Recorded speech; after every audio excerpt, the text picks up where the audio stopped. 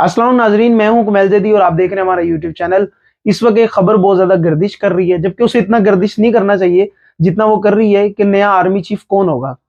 Chief of army staff के लिए सारी पार्टी सरगर्म अमल है। तमाम साफी हजरात बड़े बड़े बयानिए बना रहे हैं कि ये फला शख्स बनेगा, फला शख्स बनेगा, जबकि होना तो ये चाहिए था कि मतलब अपर रैंक में जो 5 अफराद थे उनमें से किसी एक का नाम यानी समरी भेजी जाती और उनमें से एक का नाम पे वजीर आजम दस्तखत कर देते और वही चीज आगे आ जाती, जबकि ऐसा नहीं हुआ।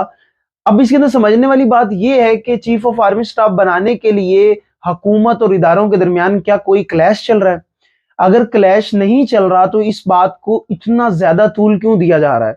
ये बात खत्म क्यों नहीं हो रही? यानी जो प्रोसीजर है, क्योंकि 29 नवंबर को बाजवा साहब रिटायर हो जाएंगे, तो उससे पहले यानी तकरीबन 19 नवंबर 20 नवंबर तक समरी सदर हाउस में भिजवा देनी चाहिए थी, जो कि अभी तक नहीं भिजवाई गई। अब तक ऐवान सदर के अंदर समरी ना पहुंचना इस बात की दलील है कि कोई ना कोई डेडलॉक तो है। अगर डेडलॉक ना होता तो ये अब तक मामला तय हो गया होता, और ये इतना बड़ा मामला भी नहीं है जितना बड़ा बनाया जा रहा है। सबसे पहली बात कि रैंक के हिसाब से आसिम मुनीर साहब आते हैं, उसके बाद साहिर शमशाद साहब आते हैं, उसके बाद नौमान साहब, और इसी तरह फैज हमीद, और इसी तरह जो आर्मी चीफ ऑफ स्टाफ के लिए नाम आ रहे हैं। अब इनके अंदर देखना यह है कि एक चीफ ऑफ आर्मी स्टाफ के लिए आने वाला नाम 26 नवंबर को रिटायरमेंट हो जाएगी उनकी, यानी उनकी मुद्दत मुलाजमत मुकम्मल हो जाएगी। तो अगर समरी 19 या 20 को भेज दी जाती है और उससे पहले उन पे दस्तखत हो जाते, तो इसका मतलब ये था कि जिस दिन उस समरी पे दस्तखत होगा उस दिन से उसकी जॉब स्टार्ट हो जाएगी, यानी चीफ ऑफ आर्मी स्टाफ की जिम्मेदारियां उसे मिल जाएंगी। तो अब तक क्योंकि समरी भी नहीं भेजी गई और समरी पे दस्तखत भी नहीं हुआ, सबसे पहले समरी समझना जरूरी है कि समरी है क्या। यानी एक प्रोसीजर है। अब इसमें भी बयानात में क्लैश है। एक तरफ ख्वाजा साहब ये कहते नजर आ रहे हैं, आसिफ ख्वाजा साहब कह रहे हैं कि समरी जल्द भिजवा दी जाएगी, उस पर दस्तखत भी हो जाएंगे और मामला आगे चल पड़ेगा, और आप बस दुआ करें खैर खैरियत से मामला हो जाए। अच्छा, दूसरी तरफ बैठते हैं हमारे साबिक वजीर आजम खाकान अब्बासी साहब, और वो कहते हैं कि अगर समरी नहीं भिजवाई जाती और समरी के यानी बगैर भिजवाए कोई भी फैसला किया जाता है तो उसके खिलाफ कानूनी चाराजोई भी हो सकती है। अच्छा, तीसरी तरफ राणा सनाउल्लाह साहब टीवी पर बैठ के कह रहे हैं कि अगर हम समरी नहीं भी भिजवाते और वजीर आजम अपनी मर्जी से किसी की भी सिलेक्शन करके बता देता है, तब भी कोई मसला नहीं है, कानून इसकी इजाजत देता है। अब कानून किस चीज की इजाजत देता है या कानून किस चीज की इजाजत नहीं देता, ये बात का माहिर कानून लोग बता सकते हैं, जो कि ये कह रहे हैं कि वजीर आजम लगा सकता है, लेकिन पाकिस्तान में ऐसा नहीं होता।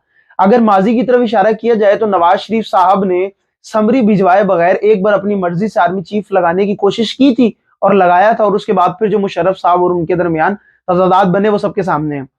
तो अभी कहा जा रहा है कि एक नाम लिया जा रहा है कि आसिम मुनीर साहब को बनाया जा सकता है या आसिम मुनीर साहब को बना रहे हैं, लेकिन ये नहीं कहा जा रहा कि आसिम मुनीर साहब को अगर नहीं बनाते तो किसकी तरफ से किसका नाम आ रहा है। यानी इस चीज को अभी तक उन्होंने सीगा राज में रखा हुआ है, ये बात नहीं बताई जा रही।